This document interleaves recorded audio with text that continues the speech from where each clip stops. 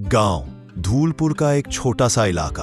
वहीं रहता था रवि, जिसकी उम्र मुश्किल से 15 साल थी। पिता खेतों में मजदूरी करते थे और मां दूसरों के घरों में बर्तन मांजने जाती थी। रवि सुबह 5 बजे ही उठ जाता था।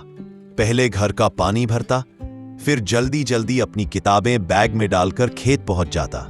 उसका काम था बैलों के पीछे पीछे हल उठाकर चलना, कभी धान की रोपाई में हाथ बटाना, कभी गोबर खाद डालना, और कई बार तो बिना नाश्ते के दोपहर तक काम। दोपहर में जब बाकी मजदूर आराम करते, रवि खेत की मेड़ पर बैठकर किताबें खोल लेता।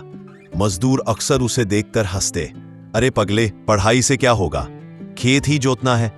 लेकिन रवि के चेहरे पर मुस्कान रहती, काका, जोतूंगा भी और पढ़ूंगा भी। रवि के घर खाने को भी कई बार पूरा नहीं बन पाता। कभी सिर्फ चावल और नमक, कभी सिर्फ रोटी और बाबा का बचा हुआ सब्जी का पानी। फिर भी रवि की किताबें हमेशा उसके साथ रहती। लेकिन एक दिन भूख ने उसे इतना कमजोर कर दिया कि खेत में बेहोश होकर गिर गया। गांव का मुखिया आया और बोला, इन गरीबों के बच्चे पढ़कर क्या करेंगे, काम ही करो। यह बात रवि को भीतर तक चुभी।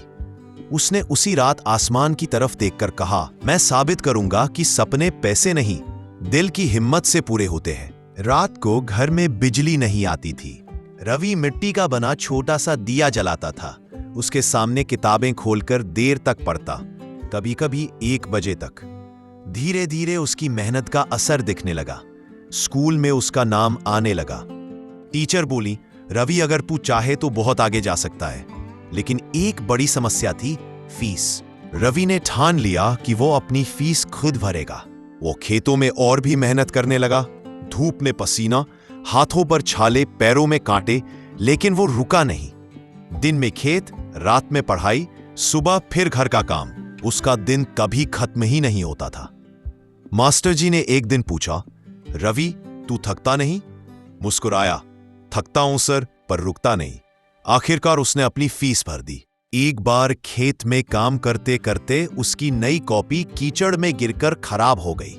रवि की आंखों में आंसू आ गए, क्योंकि कॉपी उसने अपनी मजदूरी के पैसों से खरीदी थी। उसी समय उसके पिता ने कहा, बेटा, मिट्टी गंदा नहीं करती, मिट्टी तो उगाती है। तेरी मेहनत भी एक दिन उगेगी। उस दिन रवि ने अपनी फटी पुरानी कॉपियों को सिलकर फिर से पढ़ाई शुरू की। कुछ ही महीने बाद जिला स्तर की परीक्षा हुई।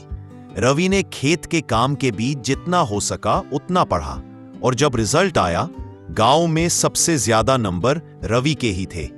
लोग जो उसे पहले चिढ़ाते थे, अब तालियां बजाने लगे। मुखिया भी आकर बोला, माफ करना बेटा, तू सच में अलग मिट्टी का बना है। रवि को जिले की एक सरकारी छात्रवृत्ति मिली। इससे उसकी फीस भी माफ हो गई और किताबें भी मुफ्त मिलने लगी। वह अब भी खेतों में काम करता था, लेकिन बोझ कम हो गया और पढ़ाई पर ध्यान बढ़ गया। धीरे धीरे रवि आगे बढ़ता गया। हाई स्कूल, इंटर, कॉलेज, सब पढ़ाई वह मेहनत से करता रहा। रातों की नींद, खेतों की मिट्टी, भूख की तकलीफ, सब उसकी ताकत बन गई। 8 साल बाद गांव वालों ने देखा कि एक बाइक पर एक नौजवान आया है। साफ सुथरे कपड़े, गले में पहचान पत्र, हाथ में फाइल। वह रवि था। अब वह कृषि अधिकारी, एग्रीकल्चर ऑफिसर बन चुका था। वह गांव के किसानों को नई तकनीकें सिखाने गया था। सबका सिर गर्व से ऊंचा हो गया। रवि ने मुस्कुराकर कहा, मैं मिट्टी से ही निकला हूं, अब उसी मिट्टी को आगे बढ़ाने आया हूं। मेहनत का रास्ता लंबा होता है, लेकिन मंजिल बराबर होती है। गरीबी रुकावट नहीं, साहस है। सपने मुश्किल नहीं, हिम्मत कठिन होती है। जिम्मेदारियां बड़ी हो या छोटी, पढ़ाई का चिराग बुझना नहीं चाहिए।